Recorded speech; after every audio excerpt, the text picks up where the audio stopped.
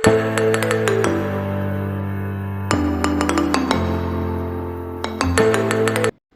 Viewers, నమస్కారం.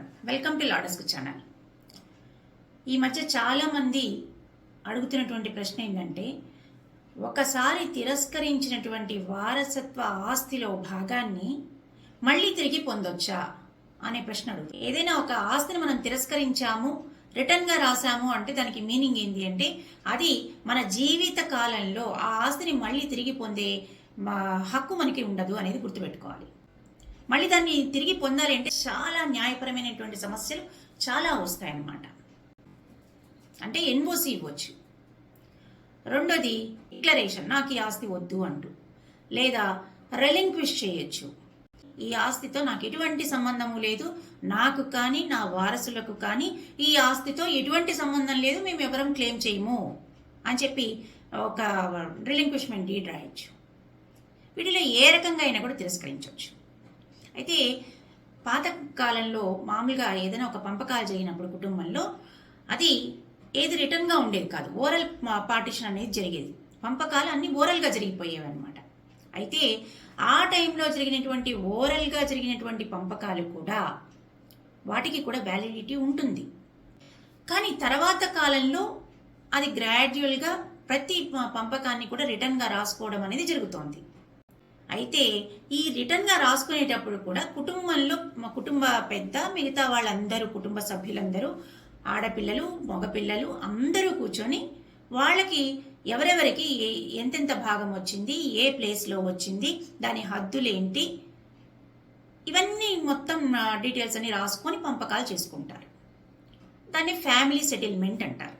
ఈ family సెటిల్మెంట్కి సంబంధించి వీడియో ఆల్రెడీ తీసున్నాను, అది మీకు రెఫరెన్స్ ఇస్తాను, మీరు చూడొచ్చు. అయితే ఈ ఫ్యామిలీ సెటిల్మెంట్ చేసుకునేటప్పుడు ఆడపిల్లలకి వాళ్ళకి పెళ్ళిళ్ళు చేశాం కదా, పెళ్ళిళ్ళైన ఆడపిల్లలు ఉన్నారనుకోండి, వాళ్ళకి పెళ్ళిళ్ళు చేశాము, పెళ్ళికి చాలా ఖర్చు అయింది, వాళ్ళకి నగా నట్రాలు పెట్టాము, కాబట్టి వాళ్ళకి కావాల్సినటువంటి హంగులు ఆర్భాటాలతో పెళ్లి చేశాం కాబట్టి అందుకని ఆడపిల్లలకి షేర్ ఇవ్వటం లేదు, మగపిల్లలు మాత్రం ఆ మిగతా భాగాలందరూ షేర్ చేసుకునేవాళ్ళు. అయితే అలా చేసినప్పుడు ఆడపిల్లలు క్వశ్చన్ చేసేవాళ్ళు కాదు ఆ కాలంలో. ముఖ్యంగా ఇక్కడ గమనించాల్సింది ఏంటంటే, ప్రతి ఆడపిల్ల కూడా వాళ్ళ హక్కుల గురించి వాళ్ళకి కొంత అవగాహన అనేది ఉండాలి. ఫ్యామిలీ సెటిల్మెంట్ రాసుకునే దానిలోనే ఆడపిల్లలకు కానీ ఎటువంటి క్లెయిమ్ చేసుకునే అధికారము లేదు అని చెప్పి దానిలోనే రాసేసి ఈ ఆడపిల్లల దగ్గర నుంచి సంతకాలు తీసుకునేవాళ్ళు.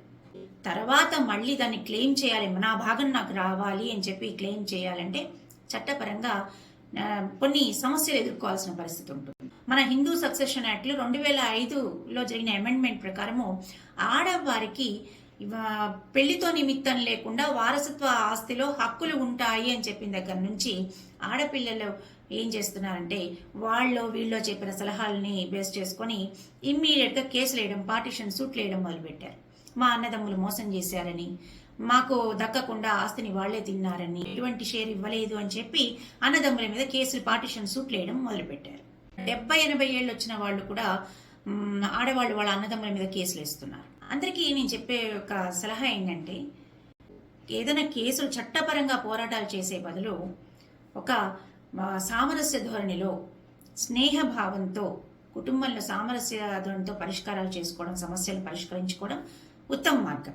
కాబట్టి ఎవరో చెప్పారని కాదు, మీరు దాని మీద అవగాహన మీకు ఉండాలి. ఒక ఆస్తిని మనము ఇచ్చేస్తున్నాము అంటే, ఒక ఆస్తిని వదులుకుంటున్నాము అంటే, లేదా ఒక ఆస్తి పైన మనకు ఉండే హక్కు ఏంటి అని తెలియాలి అంటే మనకి దాని మీద అవగాహన ఉండాలి. మన హక్కులేంటి, మనకి ఏ రకంగా మనం క్లెయిమ్ చేసుకోవచ్చు అనే అవగాహన మీకు ఉంటేనే దాని మీద పోరాటం చేయడం సమంజసం. జీవితాలు గడిచిపోతాయి తప్పనిచ్చి కేసులు పరిష్కారాలు కావు. కుటుంబంలో మనస్పర్ధలు, అపార్థాలతో కుటుంబాలే చీలిపోయే పరిస్థితులు ఏర్పడతాయి. అయితే ఇప్పుడు మన పాయింట్ ఏంటంటే, ఒకసారి తిరస్కరించినటువంటి ఆస్తిని మళ్ళీ తిరిగి పొందొచ్చా అనేది కదా మన పాయింట్. కానీ ఇక్కడ ఒకసారి రిటర్న్గా రాసిచ్చిన తర్వాత పొందలేము అనేది వాస్తవం. కానీ అది కొన్ని సందర్భాల్లో ఎగ్జంప్షన్స్ ఉన్నాయి, కొన్ని సందర్భాల్లో దాన్ని క్లెయిమ్ చేసుకునేటువంటి అవకాశాలు కూడా లేకపోలేదు. అదేంటంటే, వాళ్ళు మోసపూరితంగా చేశారు, నా దగ్గర సంతకాలు పెట్టించుకున్నారు, లేదంటే రాంగ్ రిప్రజెంటేషన్స్ చేశారు, అబద్ధాలతోటి చేశారు, లేదా నాకు వేరే డాక్యుమెంట్ పైన సంతకాలు పెట్టిస్తున్నాను అని చెప్పి నా భాగాన్ని వాళ్ళు చీట్ చేశారు, మోసం చేసి తీసేసుకున్నారు అని ఇలాంటి కొన్ని గ్రౌండ్స్ తోటి ఆ డాక్యుమెంట్స్ ని ఛాలెంజ్ చేసే అవకాశాలు ఉంటాయి. అయితే ఛాలెంజ్ చేయాలి అంటే ఆ డాక్యుమెంట్ రిజిస్టర్ అయి ఉండాలి కదా. రెలింక్విష్మెంట్ డీడ్ అయితే రిజిస్టర్ అయి ఉంటుంది, లేదా డిక్లరేషన్, నో అబ్జెక్షన్ సర్టిఫికేట్స్ అవి ఏమన్నా ఇచ్చున్నారనుకోండి, చట్టపరంగా మీరు ఛాలెంజ్ చేయడానికైనా కూడా అవకాశాలు చాలా తక్కువగా ఉంటాయి. అంటే పార్టిషన్ సూట్లో ఎమికబుల్ సెటిల్మెంట్ చేసుకోవడమే ఉత్తమమైన మార్గం. ఈరోజు మంచి మాట. మౌనంగా ఉండాల్సిన సమయంలో మాట్లాడటం, మాట్లాడాల్సిన సమయంలో మౌనంగా ఉండటం రెండూ నేరమే. సో వ్యూయర్స్, ఈ వీడియో మీకు ఉపయోగం అనిపిస్తే తప్పకుండా లైక్ చేయండి. ఇలాంటి ఇన్ఫర్మేటివ్ వీడియోస్ చూడడానికి సబ్స్క్రైబ్ చేసుకోండి, పక్కన బెల్ ఐకాన్ని ప్రెస్ చేయండి.